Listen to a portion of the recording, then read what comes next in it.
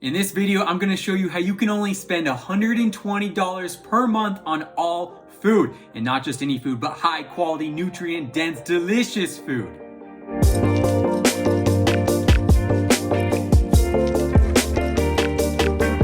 I'm assuming most of us have felt the effects of inflation. It's at a 40-year high, and grocery prices are also at a 40-year high, up 13.5%.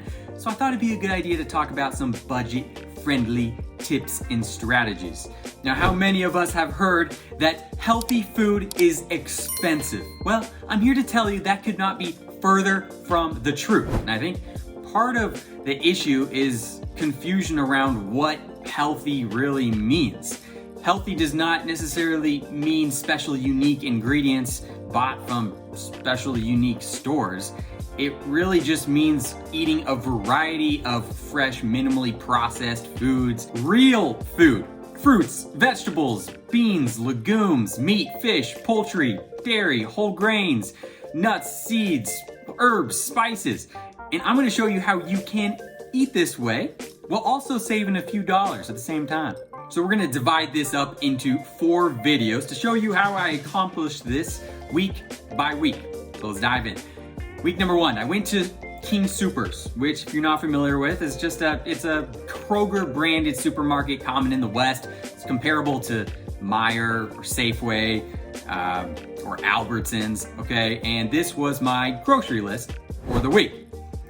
4 large carrots, 3 onions, 1 bunch of celery, 2 lemons, 1 large cucumber, 1 pack of lentils, 6 eggs, 1 32-ounce tub of plain yogurt, 1 loaf of sourdough bread, 1 can of tuna, 1 can of chickpeas, 1 can of tomatoes, a container of baby spinach, a container of fresh strawberries, 2 sweet potatoes, a bunch of beets, some mozzarella, 3 fresh tomatoes, a bunch of parsley, and 4 short ribs.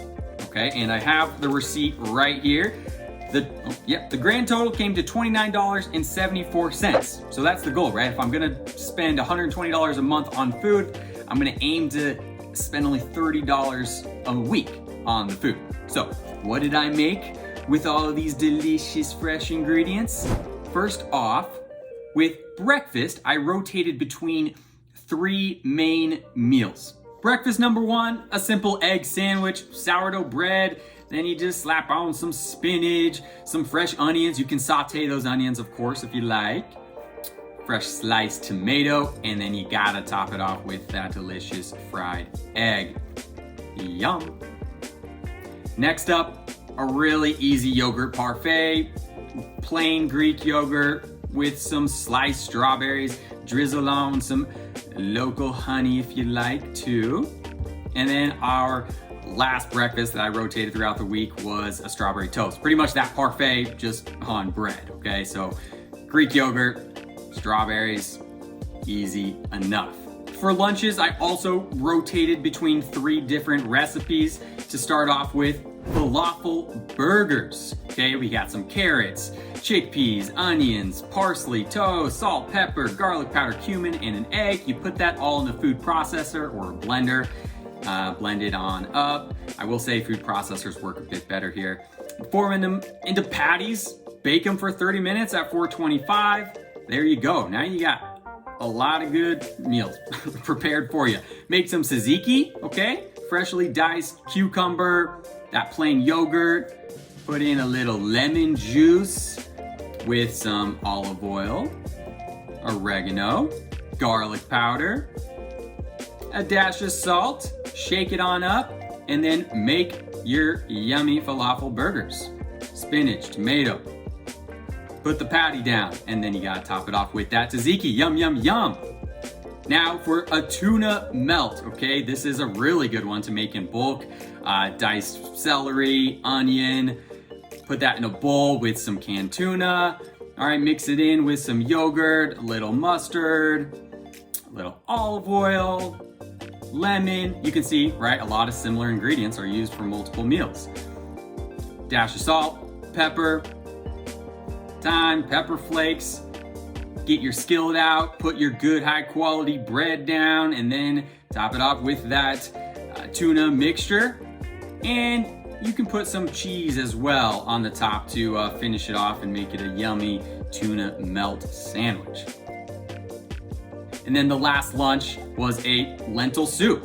It's soup season, right? So we got that classic mirepoix with carrots, onions, and celery. You just start roasting that in a pan or a pot or Dutch oven. Add the lentils in dry, okay? Then you add in your water,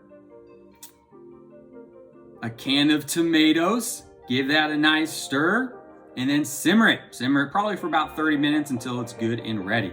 And of course, you can serve that with that sourdough bread too. Moving on to dinners, probably my favorite one of the week was a braised short rib stew. So what you do in a Dutch oven, if you have it, is you begin to sear those short ribs on all the sides. Just start to brown them. You don't need to cook them all the way through because we'll finish that off later in the oven. And then you remove from the heat, add in your aromatic veggies like carrots and onions, cook them down until they're fork tender, put the meat back in, and then fill it in with some homemade stock. You can make that stock from the carrots and onions and celery that we already have. Then you just cover, put it in the oven, cook low and slow for 3 hours at 300 degrees. It does take time, but it yields amazing, fall off the bone, tender results. Probably the best way to prepare meat. Next, we have panzanella, okay? This is such a good, tasty salad. I diced up some beets. I, kind of rustically cut up some bread, put that on the cast iron, toast it up. And then in the meantime, I sliced up some tomatoes, thinly sliced onions, a lot of onions and tomatoes in this recipe, okay, with some roughly chopped parsley.